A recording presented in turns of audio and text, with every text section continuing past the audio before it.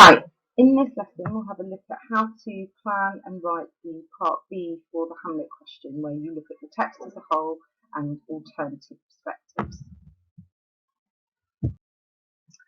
So just like for part A, there are a series of questions that you can follow to help you plan your answer. Now obviously in the exam in year 13 these questions you'll read in your head, but for now we're going to use them to help us structure how we plan and write our answer.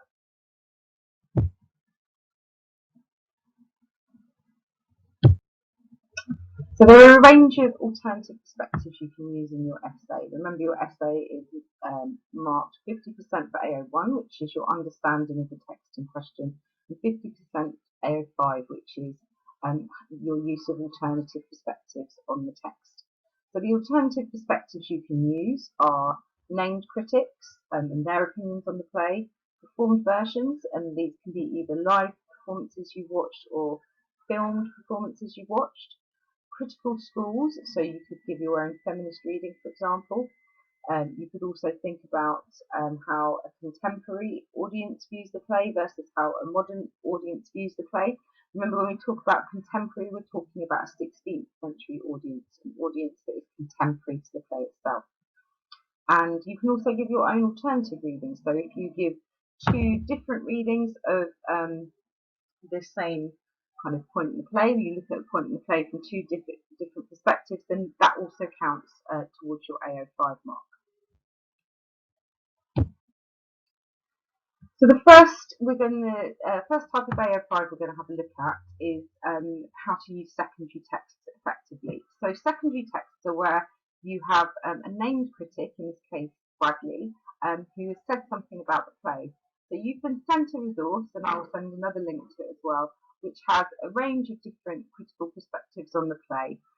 Underneath, what I've done to help you is I've put them into kind of my own words to kind of explain the idea maybe a little bit more clearly than the original quote gives. What you then need to think about is whether you agree or disagree with this perspective and why. Now, the reason for that is when you're using AO5 effectively, when you're using a named critic effectively, the most important thing is that you interrogate what the person has said. So you say whether you think they're right or whether you think they're wrong, and you give your own opinion. It's important that you do this. This isn't using a named critic. It's more important to know what their idea is than it is to remember lots of quotes from other people. So when you're revising this part of the information for the exam, what's important to revise is the critic's name, but more importantly their idea, and that's what you need to engage with. So if you look here, you can see that I've put a range of reasons why I agree with Bradley's point of view, that Hamlet is paralysed by his sadness and his desire to not to live anymore, and some reasons why I might also disagree. It's fine to sort of have a bit of both in your response.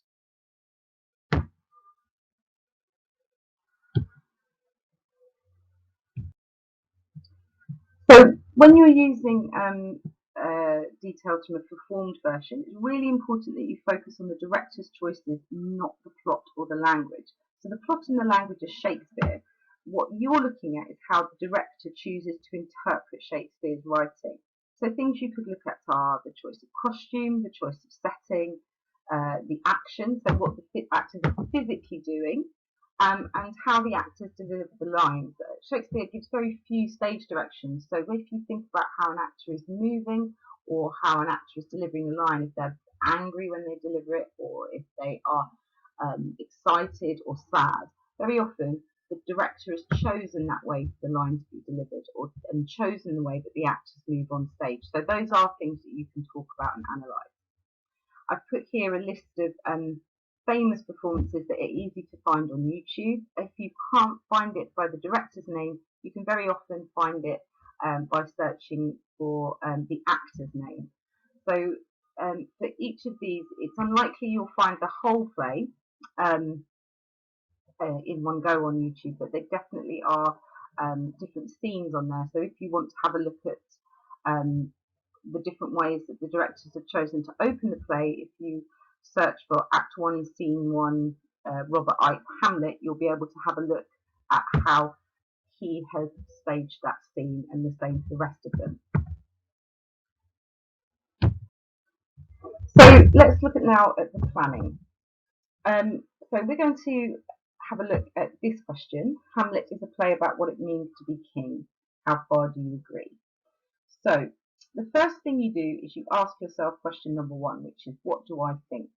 So it's really important in this essay in particular to really communicate your own ideas and your own arguments. Okay, remember AO1 is a really significant part of your mark for this, so you need to have a strong argument and a strong opinion.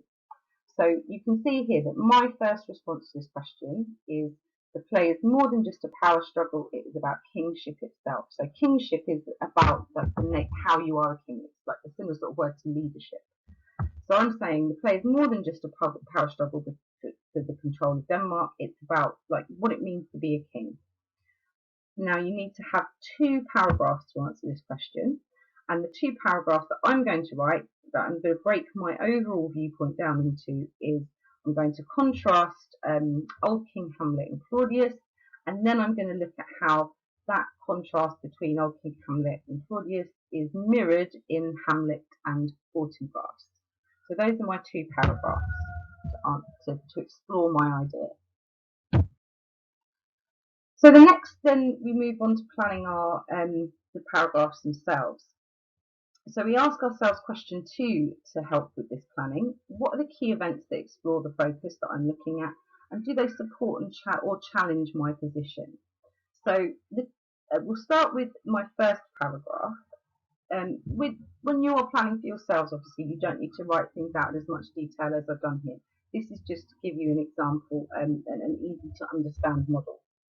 So in my first paragraph, the contrast between the brothers is a contrast of leadership.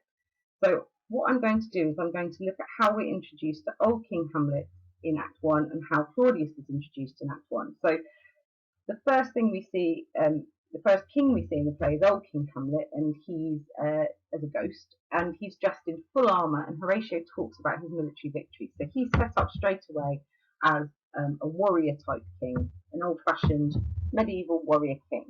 But then we see in Act 1, Scene 2, we see Claudius, his brother, and he's presented as a politician giving a speech, so a much more modern style of leader. In my second paragraph, I'm going to have a look at Hamlet and Fortinbras, and I'm going to talk about how the contrast between them mirror the contrast between Old King Hamlet and Claudius. So Fortinbras is a warrior, and he acts with and for honour, and I'm going to have a look at how he's presented in Act 4, Scene 4. Hamlet, on the other hand, is a scholar. He contrasts himself unfavourably with Fortinbras in Act 4, Scene 4. And that's the scene where Hamlet meets Fortinbras' army and then has his final soliloquy. So in that soliloquy, he says that thinking and talking makes him weak. But also in that scene, he talks about the fact he doesn't understand how Fortinbras can kind of throw lives away over nothing, just for the sake of honour and glory. And then my final thing I'm going to look at in that paragraph is the very end of Act 5, Scene 2, the very end of the play. Hamlet names Fortinbras as his heir, and Fortinbras then comes on and clears the stage of bodies, so it's like a clean start for Denmark. It's really important when you are thinking about the events you're going to use that you use a range of events from across the play. So in the question, it specifically says using your knowledge of the play as a whole, and that means that the exam board want to see you use a range of details from across the play. Obviously, this is a short answer question. You only have about half an hour to write it, so you can't talk about every single thing.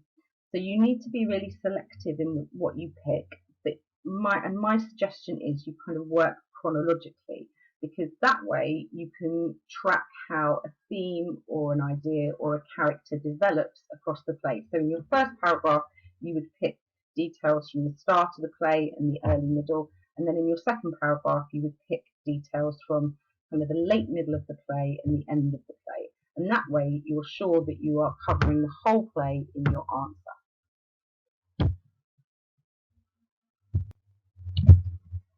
So now we need to add our AO5, and for that we're thinking about answers to the next 3 questions.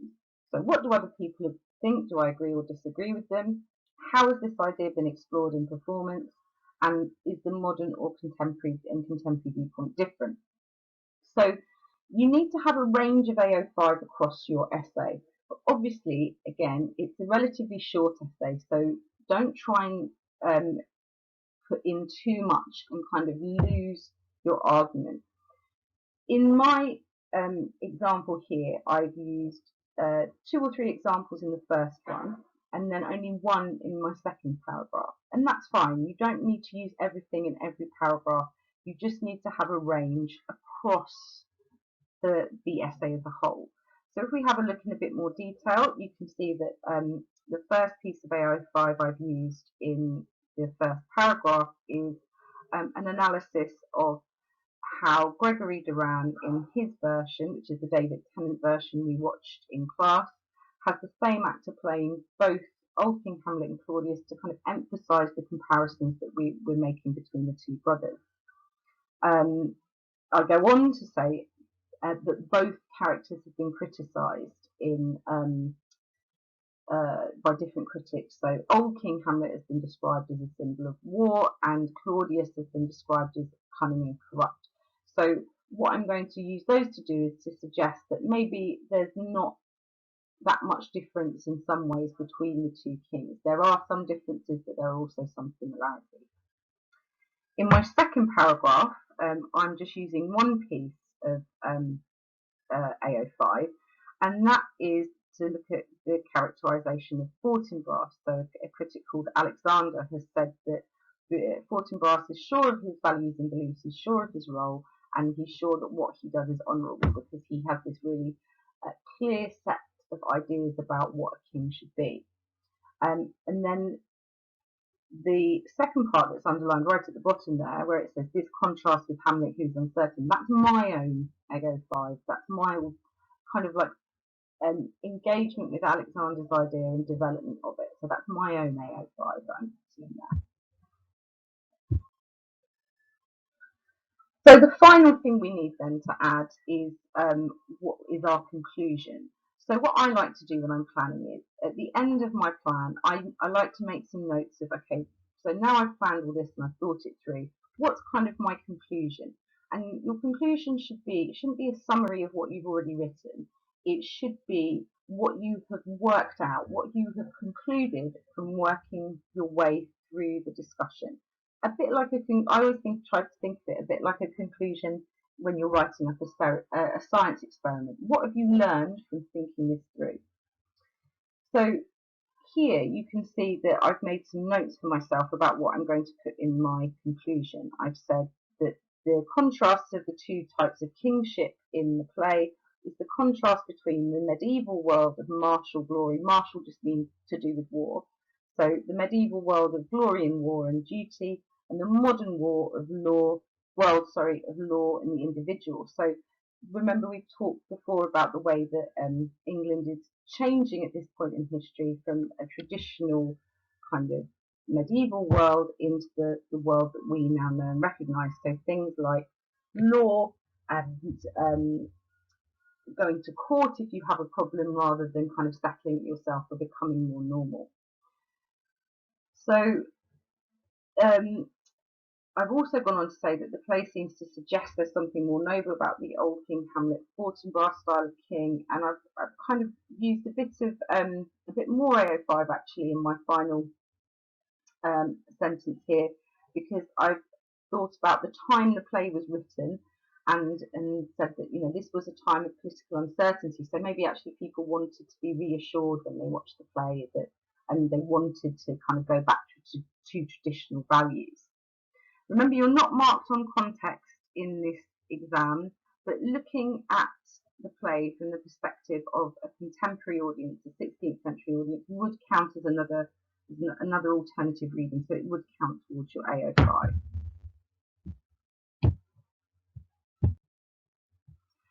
So let's have a look at the structure of the essay. Now this is a nice, quite clear, simple essay to write. Again, because you're only being marked on 2 AOs, you don't have to juggle quite so much as you do in some of your longer comparative essays.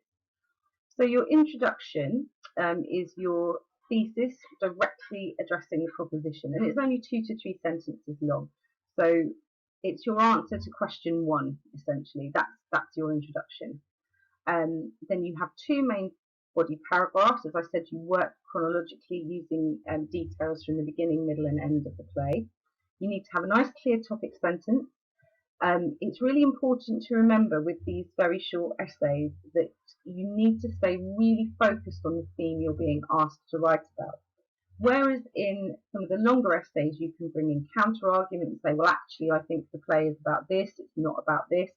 You don't really have time or room to do that in these very short essays. So the best thing to do, certainly at the moment while we're still practicing, is just stay completely focused on the theme or the topic you're being asked to write about. The next thing you then need to do in your paragraph is you need to justify your point of view with precise references to text or to the text or quotations. You're not asked to analyse in this, so your references to text and your quotations are there to illustrate your point. You don't need to put loads and loads of quotes in, as you'll see when we have a look at a model paragraph. You use 1 piece of AO5 to develop your idea, and remember you always need to bring it back to the text. You need to interrogate the piece of AO5, which means you need to sort of say something about it. You can't just bolt it on. You could put in a second piece to develop even further if you wanted to, but for this point, 1 is fine. You then need at the end of your paragraph a concluding sentence that comes back to the question and the kind of idea you're discussing. Remember, your AO1 is marked at 50%, so your argument needs to be really clear and really strong. Ideally, this final sentence then needs to lead into your next point, but at this point, if you're finding that challenging, just focus on making sure that you have a concluding sentence that rounds off the argument you're making in that paragraph. Your conclusion should be your final answer to the question, and it should kind of evaluate the proposition you're given, the statement that you're given that you're asked how far you agree with. Again, this needs to be short and concise, 2 to 3 sentences maximum. Okay? So let's have a look now at some models. Right, I'm going to suggest that you pause your video for a second just to be able to read through the paragraph.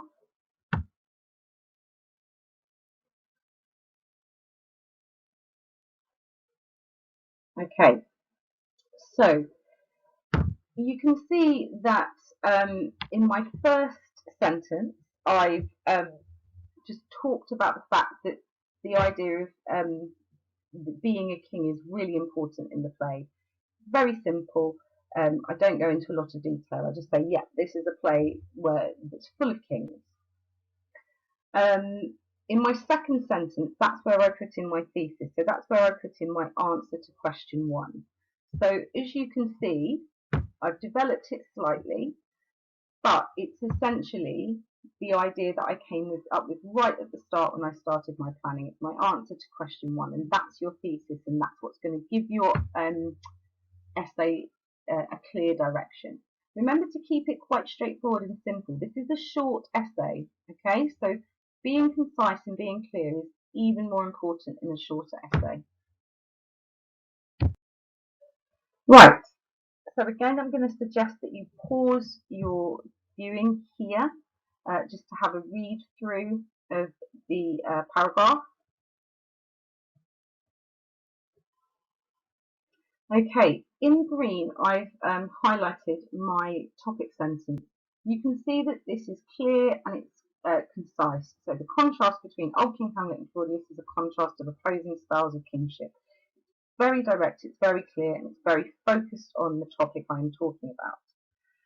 You can see that in the opening, my focus is on the play, and I'm using lots of very specific textual detail. I'm also being specific about the location of the details I'm looking at. That's really important. If you struggle to remember the scene, don't panic. Just say what act it's in, and if you can remember if it's near the beginning of Act 1, then say at the beginning of Act 1. Ideally, what you need to do is be able to reference precisely, but if you're struggling to remember, don't let that hold you back from using the detail you want. But try and be as precise as you can. If you notice in the second part in purple, I have used a quote, but the quote is just there to illustrate what I'm saying about Claudius using complex wordplay. I don't analyse the quote at all. And when I'm talking about Old King Hamlet, I just give specific textual details. I don't quote at all when I'm looking at that section. So remember, you don't need to quote, but you do need to be precise with your examples.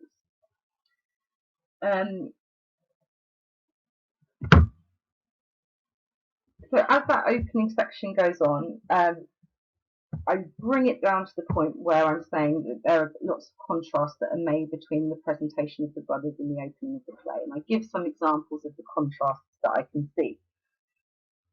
Then I introduce my first piece of my first alternative reading, my first piece of AO5, and what you can see, the section in red, is then my analysis of that piece of AO5. So I haven't just put the detail in that Gregory Durand used the same actor to play both Old King Hamlet and Claudius. I've gone on to talk about why he might have done that and the significance of it. And it's that part in red that really elevates your mark in this particular essay. It's not enough just to know lots of different readings. You've got to engage with them and give your own opinion on those alternative perspectives. That's what the exam board wants to hear. They want to hear your opinion and your voice. Okay. So on this next slide is a full paragraph. Again, I'm just going to suggest that you pause and read the final part of the paragraph.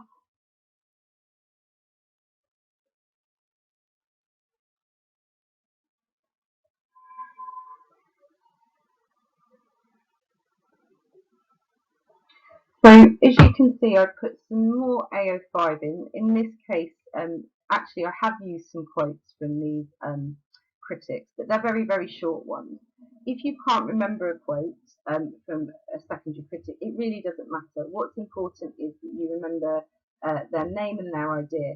And even if you forget the name, you can always say critics have suggested, in a pinch, just say that. I want to draw your attention to the line in green at the bottom. So as you can see, my final concluding sentence rounds off the argument that I'm making in the paragraph and leads into my next paragraph, which will be about Hamlet and young Fortinbras. So in the first part of the sentence, it says the tension between these opposing styles of kingship run throughout the play. So that's where I'm rounding off my argument that I've been making in that paragraph that we've just looked at.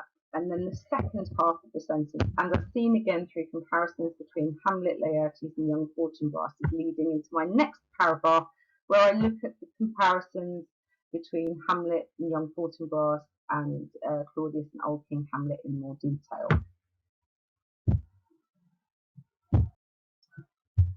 So, in the final slide here, we can see that we can see a model conclusion. I know a lot of people find the conclusion the hardest part of the essay to write, and I definitely think that's true. So what you need to think about with the conclusion is you're not summing up what you've written, you're evaluating kind of the proposition. So if you think about an essay as almost like a written thought experiment, and then at the end you say, right, Now I've worked through all of this, and this is what I think the actual final answer to the question is. So if you have a look here, again, I would suggest you pause for a second just to read through it.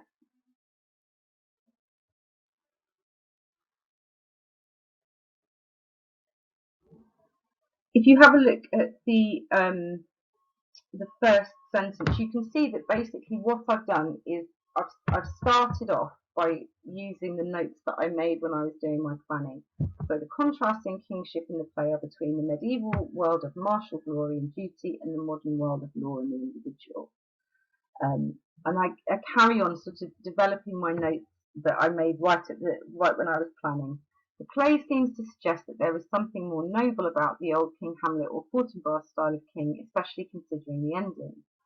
This could be because as England faced a time of political uncertainty, people were reassured by a return to tradition. However, Shakespeare himself suggests throughout that glory for glory's sake and medieval ideals of honour and duty are often at odds with 16th century Christian beliefs. That conflict is seen most clearly within the character of Hamlet and his position between the kingship of his father and that of Claudius. So I've added a little bit in as I've been working. I've sort of thought to myself, okay, actually, it's not just that Hamlet is kind of torn between these ideas. He's actually torn between being more like Claudius in real life than he is like his father, maybe, and that he is this conflict, this change that we're seeing is inside him. If you want to have a go at a practice question using everything that we've been through, have a look at this one here, and please feel free to send to your teacher any work that you do.